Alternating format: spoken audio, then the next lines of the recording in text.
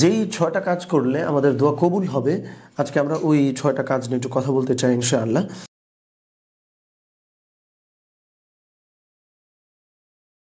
আমরা একটা আর্টিকেলের আলোকেই যাব। সো 1 নম্বরে যেটা, যে কোনো দোয়া কবুল হওয়ার জন্য খুবই গুরুত্বপূর্ণ শর্ত হইল ওই দোয়ার মধ্যে ইখলাস বা আন্তরিকতা থাকা, যেটা সূরা গাফিরের মধ্যে আল্লাহ সুবহানাহু ওয়া তাআলা জানিয়েছেন যে আমাদেরকে দোয়া করতে হবে ইখলাসের সঙ্গে, খালিসান, একনিষ্ঠতার সঙ্গে। এইভাবে দোয়া করতে হবে। এটা কেন জরুরি? নর্মালি আমার একটা কিছু দরকার, সো ওই দরকারটা আমি যদি আল্লাহ সুবহানাহু ওয়া তাআলার কাছে বিনয়ের সঙ্গে প্রকাশ করতে না পারি, একে তো বিনয়, 2 নম্বরে আমি যদি একনিষ্ঠতার সঙ্গে যে আল্লাহ তুমি যদি আমার হেল্প না করো কোনোভাবেই আমি পারবো না, এই যে অ্যাপ্রোচ, এই যে বিনয়াবনত অবস্থা, একনিষ্ঠতা, যে আর কেউ পারবে না আমার দোয়া কবুল করতে, এই অ্যাটিটিউড বা এই অ্যাপ্রোচে দোয়া করতে হবে যদি আমরা আশা করি যে আমাদের দোয়াটি কবুল হোক। 1 নম্বর শর্ত তাহলে এটা ছিল, 1 নম্বর কাজ। 2 নম্বরটা হলো তওবা করা। এটা খুব গুরুত্বপূর্ণ। সে ফর এক্সাম্পল আমি সুস্থতা চাই বা আমি ধরেন রিজিকে বরকত চাই, এটা তো দোয়া, তাই না? আমার কি দরকার সেটা চাওয়া।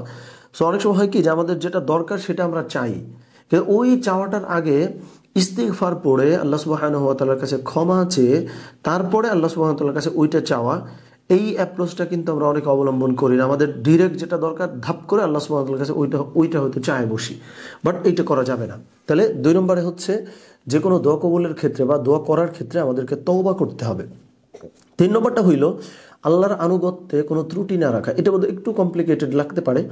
মানে আল্লাহ সুবহানাহু ওয়া তাআলা আমাকে যেটা করতে বলেছেন, আমাকে যে কাজগুলো করতে বলেছেন, সেইটা আমি যেন পূর্ণ আনুগত্যের সঙ্গে করে যেতে পারি, এই আনুগত্যটা এনশিওর করা, যদি আমি আশা করি যে আমার দোয়াটি কবুল হোক। তাহলে 3 নম্বর এটা আমরা বললাম। 4 নম্বরটা, এটা যদিও 2 নম্বরটার সাথে কিছুটা মেলে, বা আমরা 1 নম্বরে যেটা বললাম যে ইখলাসের সঙ্গে দোয়া করে, এটার সাথে কিছুটা মেলে, তবে খুব ছোট্ট পার্থক্য আছে। ইখলাস মানে হইল একমাত্র আল্লাহ সুবহানাহু ওয়া তাআলাই আমার জন্য ব্যাপারটা আসান করতে পারেন, এই মানসিকতা রেখে দোয়া করা, এটা হলো ইখলাস। আর আমরা 4 নম্বরে যেটা বলতেছি বিনম্র চিত্তে দোয়া করে, এটা হলো বিনয়।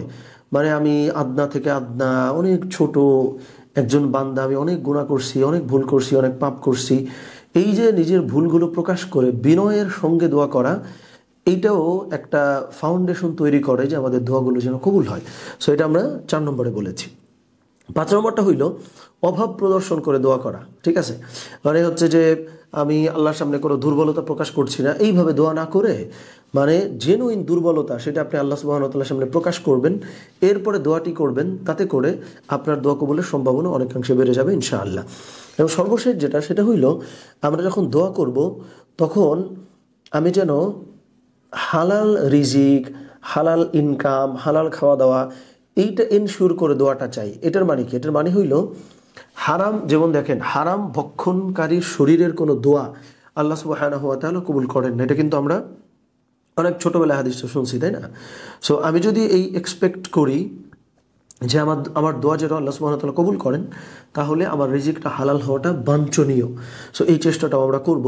তো আল্লাহ সুবহানাহু ওয়া তাআলা এই যে টোটাল আমরা 6টা বিষয় বলছি, আমি যদি একটু সাম আপ করে দেই, যে 1 নম্বরে আমরা বলেছি ইখলাসের সঙ্গে দোয়া করা, 2 নম্বরে তওবা করে এরপরে যেটা চাওয়া সেটা চাওয়া, 3 নম্বরে আল্লাহর আনুগত্যে কোনো ত্রুটি না রাখা, 4 নম্বরে বিনয়ের সাথে দোয়া করা, 5 নম্বরে আমি যে অনেক দুর্বল, আমার যে অনেক কিছু লাগবে, এই অ্যাটিটিউডটা মানে অভাব প্রকাশ করে দোয়া করা, 6 নম্বরে হইতেছে আমার সমস্ত কিছু যেন হালাল থাকে, ওই অবস্থায় দোয়া করা।